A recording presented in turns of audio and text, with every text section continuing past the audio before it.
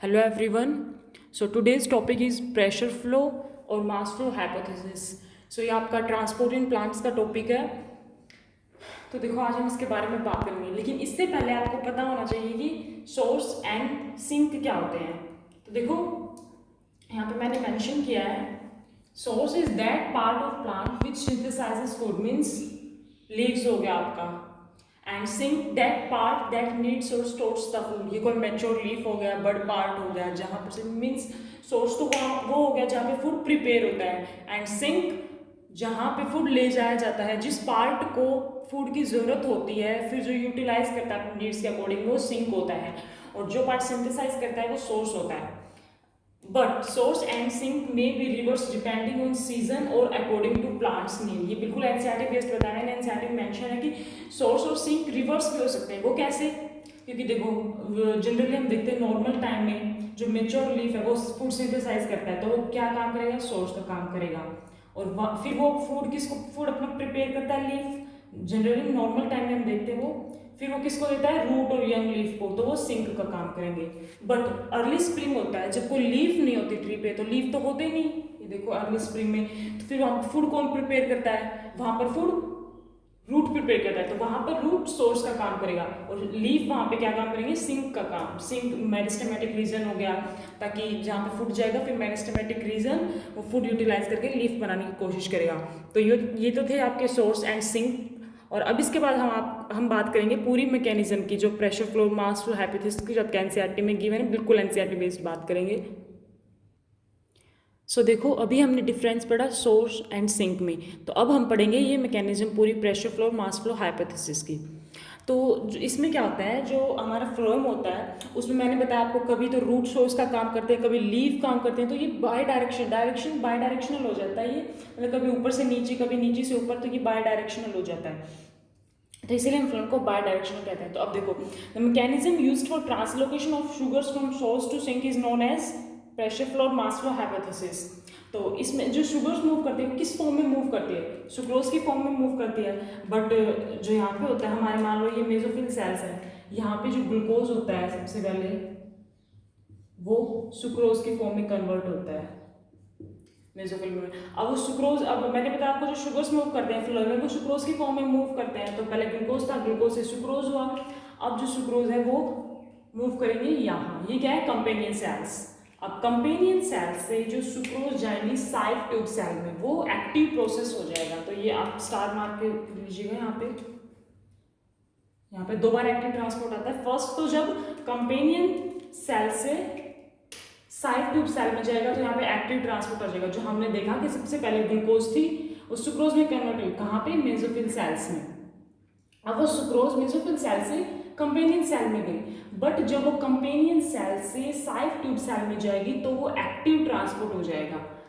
हो गया. अब यहाँ पे सुक्रोज का कंसंट्रेशन बढ़ गया, अब साथ में जाइलम है. अब ऑस्मोटिक कंसंट्रेशन बैलेंस करने के लिए जाइलम से वाटर यहाँ पे आएगा.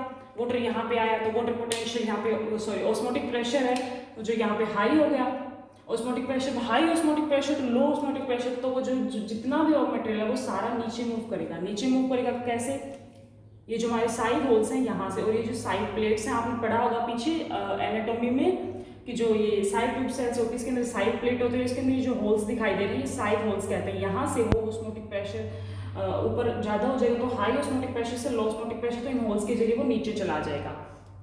अब नीचे चला गया, अब जो फूड आया था अपना वो चला जाएगा सिंक के पास, तो शुगर्स रिमूव हो गए, तो ऑस्मोटिक प्रेशर डिक्रीज हो जाएगा. यहाँ पे ऑस्मोटिक प्रेशर डिक्रीज हो जाएगा तो water moves out of the phloem. ये आपके एनसीईआरटी में गिवन है, वाटर यहाँ से वापस बाहर चला जाएगा. सो ये आपके pressure flow, mass flow hypothesis. देखो मैं इसको फिर से रिकॉल कर देती हूँ. सबसे पहले हमने देखा मेसोफिल सेल्स. मेसोफिल सेल्स में ग्लूकोज होता है, ग्लूकोज कन्वर्ट होता है सुक्रोज में, क्योंकि जो शुगर मूव करती है फ्लो में वो सुक्रोज की फॉर्म में मूव करती है. अब सुक्रोज यहाँ से गया कंपेनियन सेल्स में. अब जब कंपेनियन सेल से वो साइड सेल में जाएगा तो वो किसके फॉर्म में जाएगा? वो एक्टिव ट्रांसपोर्ट हो जाएगा. ये इसे हम कहते हैं लोडिंग प्रोसेस. यहाँ पे लोडिंग प्रोसेस एक्टिव हो जाएगा. अब यहाँ पे कंसंट्रेशन ज़्यादा हो गई तो वहाँ से H2 जाइलम से H2 यहाँ पर आएगा. यहाँ से आया तो ऑस्मोटिक प्रेशर यहाँ पे ज़्यादा हो गया. अब ऑस्मोटिक प्रेशर का high pressure to low pressure, तो फिर हाई प्रेशर से लो प्रेशर नीचे चला जाएगा हमारा ये जितना भी कंसंट्रेशन है हाई ऑस्मोटिक प्रेशर से लो ऑस्मोटिक प्रेशर में चला गया, किसके थ्रू, ये जो साइड होल्स है ना, साइड प्लेट्स में जो हमारी साइड साइड प्रेजेंट होती है, यहाँ से चला जाएगा, यहाँ से चला गया। अब जो हमारी सुक्रोज थी वो सिंक के पास चली जाएगी, तो यहाँ पे ऑस्मोटिक प्रेशर कम हो गया तो ये जो H2 है ये बाहर चला जाएगा। तो देखो ये आपकी, अब मैं इसको आपको एनसीईआरटी की लाइन टू लाइन एक्सप्लेन कर देती हूँ। चलो अब हम एक बार एनसीईआरटी पढ़ लेते हैं। अब जो यहाँ पे हमने देखा, जो यहाँ पे पहले जो सिंक के पास जाएगी, इसे हमने कहा था लोडिंग प्रोसेस, क्यों, कंपेनियन सेल से साइड के पास जो एक्टिवली, अब यहाँ से जब ये फूड वापस सिंक के पास जा रहा है तो इसे हम कहेंगे अनलोडिंग प्रोसेस। तो ये लोडिंग और अनलोडिंग दोनों ही एक्टिव प्रोसेस होते हैं। तो चलो अब देखो हम एक बार एनसीईआरटी देखते हैं। तो देखो जिस डायग्राम की हेल्प से हमने प्रोसेस समझा था वो मैंने यहाँ पर ड्रॉ कर लिया है, ताकि यहाँ पर भी मैं आपका एनसीईआरटी एक्सप्लेन करते टाइम थोड़ा सा समझ पाऊँ। तो देखो सबसे पहले हमने पढ़ा the accepted mechanism used for the translocation of sugar from source to sink is called pressure flow hypothesis. मैंने आपको ये बताया था कि जो मैकेनिज्म होती है कि शुगर मूव करती है सोर्स टू सिंक, उसे हम कहते हैं pressure flow hypothesis. So glucose is prepared at the source, it is converted to sucrose. तो ये सोर्स यहाँ पे लीफ मेसोफिल सेल्स हैं, यहाँ पे क्या होता है, जो ग्लूकोज होती है वो प्रिपेयर की जाती है और फिर इसको सुक्रोज में कन्वर्ट करते हैं। क्यों, because the sugar is moved in the form of sucrose into the companion cell. ये देखो कंपेनियन सेल, तो जो sugar is moved in the form of mesophyll cell से कंपेनियन सेल एंड देन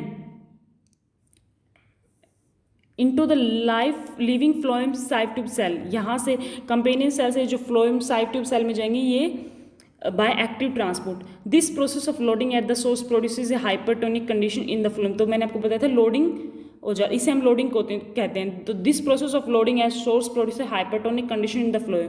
अब water in the adjacent xylem moves into the phloem by osmosis.